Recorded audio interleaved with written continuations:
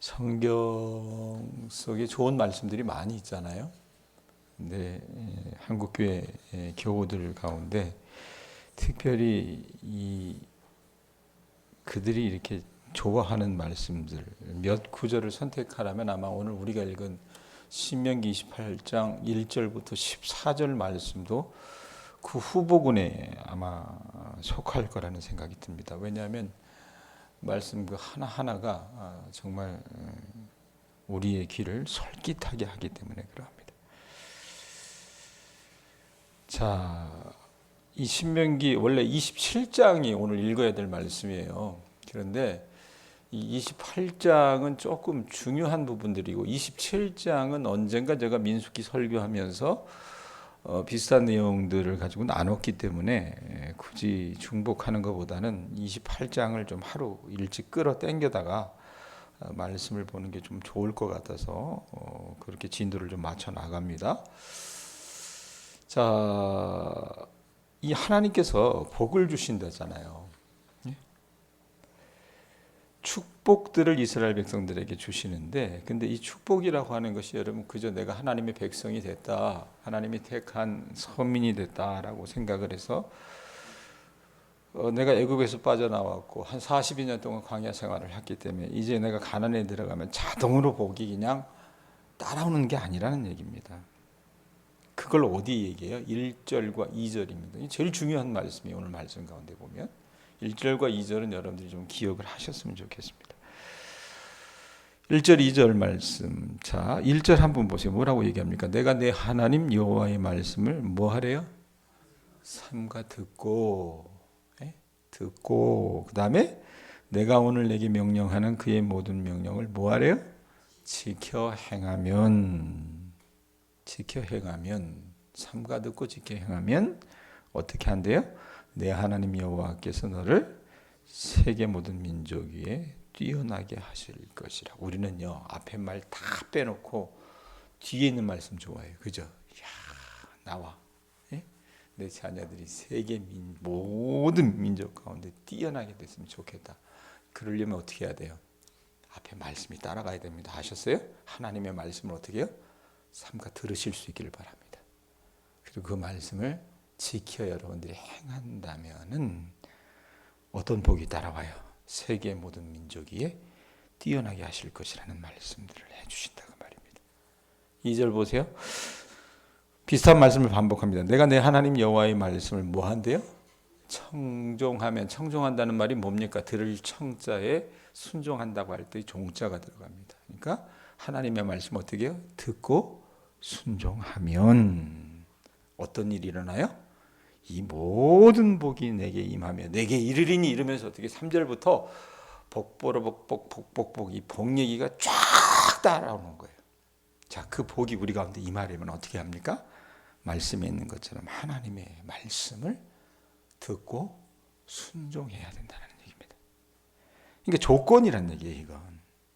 오늘 내게 명령하는 그 모든 명령을 지켜 행하면, 삼가 듣고, 그 다음에 내 하나님 여호와의 말씀을 청종하면 그것이 선행될 때에 어때요? 그 복을 우리가 누릴 수 있다는 얘기예요. 하나님께서 어떤 복을 약속하셨습니까? 3절부터 나와요. 3절 보세요. 물론 1절부터 나오긴 하지만 3절에 뭐라고 얘기합니까? 성읍에서도 복을 받고 들에서도 복을 받을 것이며. 이 성읍과 들에서의 복, 이게 뭔가? 성읍은 가정생활을 영위하는 집이 있는 곳이 성읍이잖아요. 그죠? 고대 세계 속에서 또 보면 성읍 아래 집이 있었습니다. 들은 뭡니까? 이 사람들이 들에 가서 농사 짓죠. 농사 짓고 목축을 하는 어떤 일종의, 요즘으로 얘기하면 자기 직업을 수행하는 장소를 들이라고 여러분 우리가 비유할 수 있을 것 같습니다. 그러니까 하나님은 성읍에 위치한 우리 가정에서도 복을 주시고 우리가 들로 나가는 일을 할 때도 우리와 함께 하시며 복을 주시겠다는 약속입니다. 그리고 들에서도 먹을 것을 거두게 하시고 우리의 미래를 준비하게 해주시는 분이 우리 하나님이에요. 여러분 우리가 아셨으면 좋겠어요. 우리 가정의 주님이 누가 되셔야 됩니까? 하나님이 됩니다. 그리고 우리 직업의 주가 되시는 분이 하나님이 되시고 그 하나님께서 그런 약속을 이루어 주시겠다라고 얘기하십니다. 자, 성읍에서도 복을 받고 들에서도 복을 받고 그런 의미라는 얘기고요. 그 다음에 4절 보세요. 뭐라고 얘기합니까? 내 몸의 자녀와 내 토지의 소산과 내 짐승의 새끼와 소와 양의 새끼가 복을 받을 것이며. 그러니까 우리 동양교회 여러분 강점이 뭡니까? 농사를 지어요. 농사를 짓기 때문에 이런 신명기의 말씀을 읽어 나갈 때는요 더 절실하게 다가올 수 있습니다. 도시 사람들은요 이 말씀 읽으면요 조금은 떨어져서 생각할 수 있어요. 그러나 여러분들은 농사 짓죠. 또 짐승들도 키우죠. 이러다 보니까 이 말씀이 여러분들 안에 더 깊이 새겨질 수 있다는 얘기입니다. 자, 먼저 어떤 복을 주신대요? 내 몸에 자녀와 이런 표현하죠. 자녀의 복을 주신다고 말씀을 하십니다. 자, 저나 여러분이나 또 자고 이래로 동서고금을 막론하고 모든 남녀노소 모든 사람들이 정말 소원하는 게 있다면 자녀가 어떻게 해요? 복을 받는 것이 부모들의 기도순위 1순위일 겁니다. 안 그래요? 네? 특별히 고대 세계 속에서 자녀는요 부모의 미래였습니다. 현존하는 부모의 미래가 자녀였어요. 자식이 없는 사람들 여러분 소망이 없는 거라고 제가 표현을 했잖아요. 고대 세계 속에는. 그래서 부모에게 이 자녀는 그렇게 소중했는데 하나님께서 어떻게 해요? 그 자녀에게 복을 주실 거라고 얘기합니다. 너희 미래에 복을 줄 것이며 하나님의 말씀을 청종하며. 자, 자녀에게만 복 주신대요. 또 어떤 복 주신답니까? 토지의 소산물의 복을 주신다는 얘기입니다. 토지의 소산물로 가정의 삶을 유지할 수 있게끔 하나님께서 어떻게 해요? 우리가 농사 짓는 것에 복을 주신다는 얘기예요. 자, 그런데 아까도 제가 말씀드렸지만 도시에서 일하는 사람들과 조금 다른 게 우리가 시골에서 농사를 짓기 때문에 여러분들이 농사 짓다 보면 이 우리가 일하는 이 토지의 수확물들은 아무리 내가 최선을 다한다고 하더라도 하늘에서 하나님께서 때 따라 비를 주시잖아요. 비를 주시고 어떻게 해요? 과수농사하는 사람들 같은 경우는 제일 우리가 겁나는 게 뭡니까? 서리, 우박 이런 것들이잖아요. 그런 것들을 하나님께서 막아주시고 또 여름에 너무 더우면요 이 과일들도 고생하잖아요. 비가 많이 오면 그것도 문제지 않습니까? 그러니까 때를 따라 하나님께서 그런 조건들을 다 어떻게 해요? 살펴주셔야만 우리가 농사 짓는 것들을 결실할 수 있다라는 얘기입니다. 그러니까 하나님은요, 이 자연의 어떤 그 실물 교훈을 통해서 이스라엘 백성들에게 하나님이 얼마나 그들에게 필요한 분인가를 어떻게 해요? 교훈하고 계셨다는 얘기입니다. 이건 좀 더 여러분들이 이해하실 수 있을 것 같아요. 그 다음에 어떤 복을 주십니까? 토지의 소산과 그래놓고 뭐 어떤 말이 따라가요? 내 짐승의 새끼와 소와 양의 새끼가 뭐래요? 복을 받을 것이며. 네? 토지 소산물 다음으로 소중한 게 뭐냐면 키우던 가축들이었다는 얘기입니다. 네? 이 소와 양들이 여러분 고기잖아요. 그러니까 육식의 근원이었고 따라서 소와 양들이 얼마나 많은 새끼를 낳아주느냐가 중요했던 겁니다. 고대 세계는 더군다나 지금처럼 무슨 약품이나 어떤 동물과 관련된 어떤 이런 의료 쪽의 것들이 발달되지 못했잖아요. 그러니까 죽어나가는 짐승들도 많았습니다. 그래서 그런 것들도 어떻게 해요? 하나님이 붙들어 주셔야 된다는 얘기예요. 우리가 하나님의 말씀을 청종하면 이런 복을 주신다라는 얘기입니다. 하나님은요, 당신의 백성들을 축복하시면서 그들이 기르던 가축에게도 동시에 복을 내려 주신다라고 그렇게 약속하셨어요. 자, 또 어떤 복이 임합니까? 5절 보세요. 5절. 뭐라고 얘기합니까? 내 광주리와 떡반죽 그릇이 복을 받을 것이며. 이게 뭔 말인가?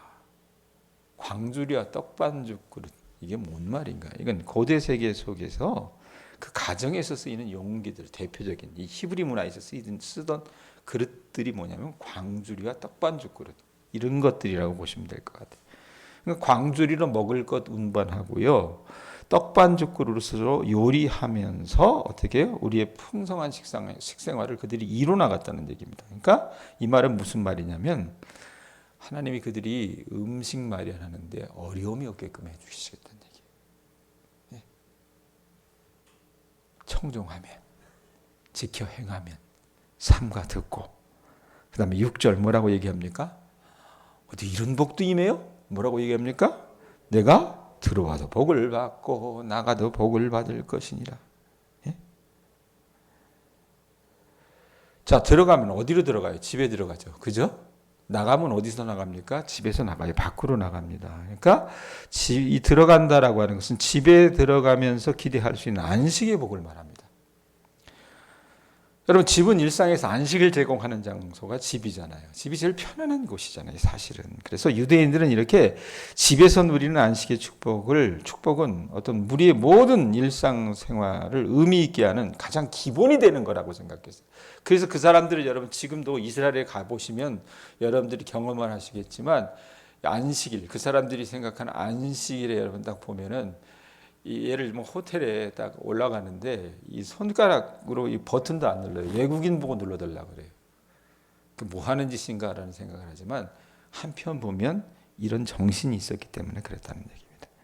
그러니까 가능한 철저하게 그들이 안식일을 지키는 것을 어떤 유대 공동체의 전통으로 지켰다라는 얘기입니다. 그들은 이렇게 집에서 얻어지는 어떤 안식의 에너지로 어떻게 해요? 자기들을 채워나가고 밖의 세계로 나가서 공동체의 전통을 또 지켜나갔어요. 네? 밖의 세계에 나가서 어떻게 여러 가지 도전에 직면하기도 했습니다. 여러분, 우리가 집문을 열고 나가요. 들어가도 복을 받고 집 안으로 들어가서 어떻게 해요? 참 안식의 복을 받고 밖으로 나가면 어떻습니까? 세상이 살아나가야 되죠. 그럼 여러 가지 도전거리들이 있단 말이에요. 근데 근동아시아 여러분, 그 당시에 여러분 도전거리는 뭡니까? 전쟁들이 많았어요. 그런데 하나님께서 어떻게 해요?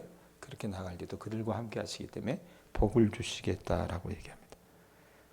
그러니까 6절 말씀 다르게 표현하면요. 가정생활에서도 복을 받고 사회생활에서도 하나님께서 복 주시겠다라는 얘기예요. 예? 우리가 어떻게 해요? 하나님의 말씀을 삼가 듣고 지켜 행하면, 청종하면. 여러분, 이스라엘이 전쟁을 위해서 나갈 때 이게 뭐냐면 성읍을 떠날 때에도 돌아올 때에도 복을 받을 것이라는 그런 의미인데, 집 밖으로 나가면 여러분 직면할 수 있는 일들 중에 최악의 일이 뭡니까? 아까도 제가 언뜻 비췄지만 그때 당시에는 전쟁이었어요. 전쟁. 치안이 담보가 안 되기 때문에. 그래서 7절 보세요. 뭐라고 얘기합니까? 7절에 보면 여호와께서 너를 대적하기 위해 일어난 적군들을 적이 기다리고 있어요. 나가면요. 그런데 뭐라고 얘기합니까? 하나님이 어떻게 하신대요? 그 적군들을 내 앞에서 패하게 하시리라. 그들이 한 길로 너를 치러 들어갔으나 내 앞에서 7길로 도망하리라. 자, 침략자들로부터 나라와 공동체를 보호해 주시는 복을 주시겠다라고 얘기해요. 하나님께서 여러분 그렇게 복 주심으로 인해서 이 이방 민족들이 한 길로 쳐들어왔다가 어떻게 합니까? 7길로 도망하는 게 패망해가지고.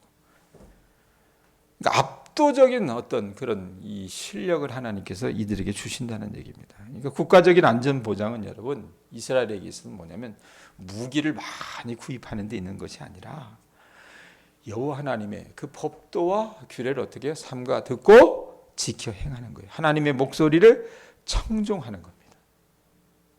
그게 여러분 국가의 안위를 좌지우지한다는 얘기입니다.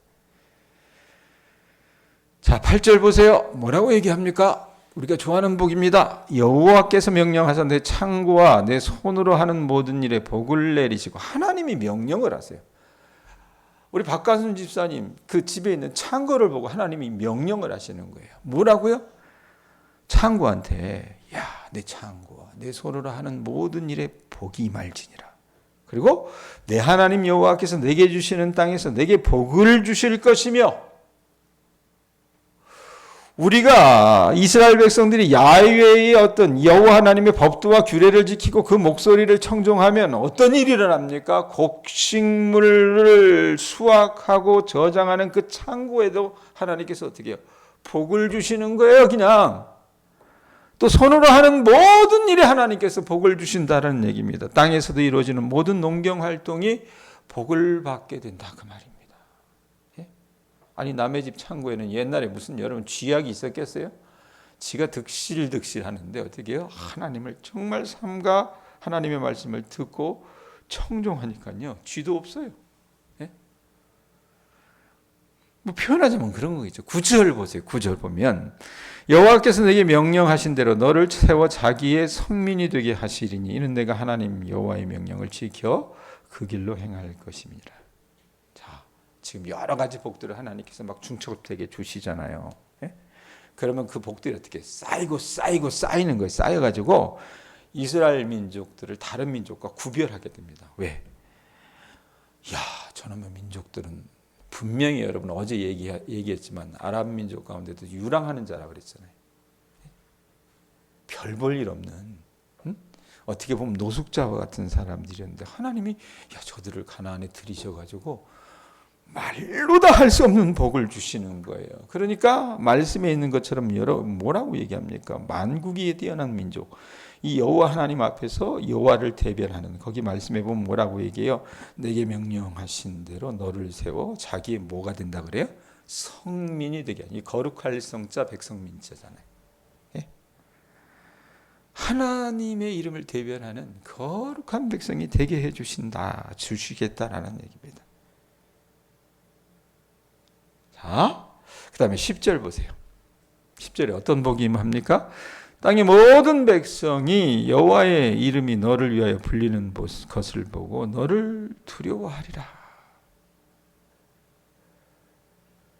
이스라엘이 여러분 여호와 하나님께 속한 백성, 야훼의 이름으로 불리는 백성이 될 때 이스라엘은요 천하무적이 됩니다. 네? 천하무적이 돼요.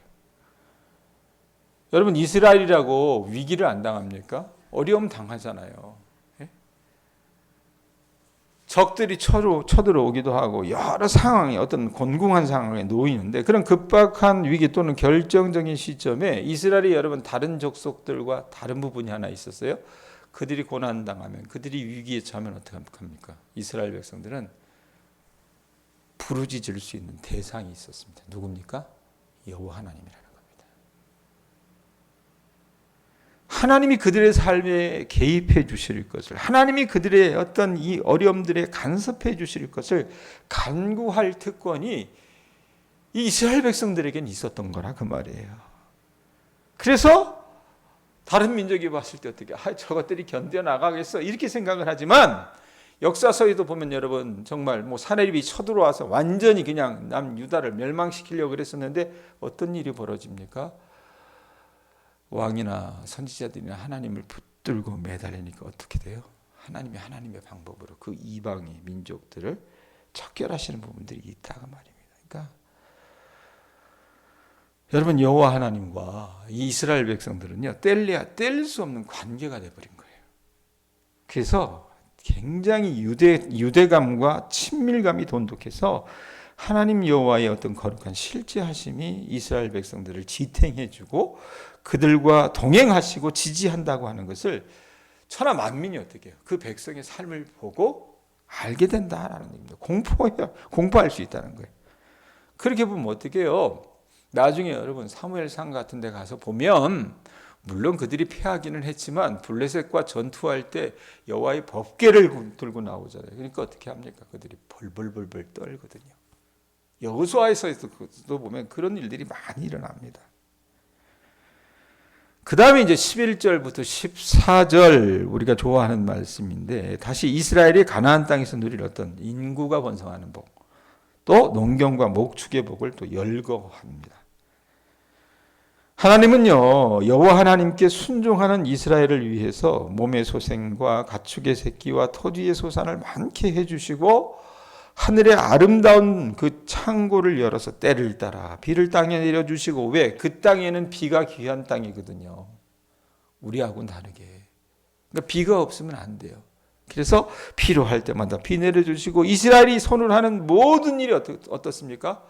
복을 주시는 거예요. 그래서 이스라엘이 어떤 나라가 됩니까? 돈을 빌려주는 채무국이 될지언정 돈을 빌려주는 채권국이 될지언정 돈을 빌리는 채무국가가 되지 않게 해주시겠다라고 얘기합니다. 이렇게 하나님이 주시는 복이 계속해서 쌓이고 쌓여져서 이스라엘은 나중에 어떻게 됩니까? 우리가 기도하면서 백권사님 하는 기도들이 있잖아요. 뭐예요? 머리가 되고 꼬리가 되지 말게 해달라고 하는 그 기도, 그 여러분 구절이 어디 나와요? 신명기 28장에 나온다고 말이에요. 그리고 위에만 있고 아래 있지 않게 한다. 자, 이런 밝은 미래를 현실이 되게 하는 건 그럼 누구의 몫인가? 하나님이 복을 주세요. 복의 창고를 쫙 하고 열어주셨어요. 그런데 여러분, 그 복을 받아 누리는 것은 누구의 몫이에요? 그 백성의 몫입니다. 이스라엘의 몫이라는 얘기입니다. 오늘 우리도 마찬가지입니다.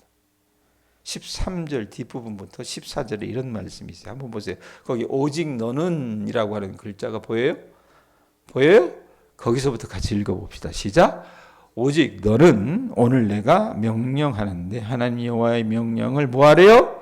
듣고 지켜 행하며 밑줄 그어놓으세요. 듣고 지켜 행하며 그 다음에 내가 오늘 너희에게 명령하는 그 말씀을 떠나 뭐하래요?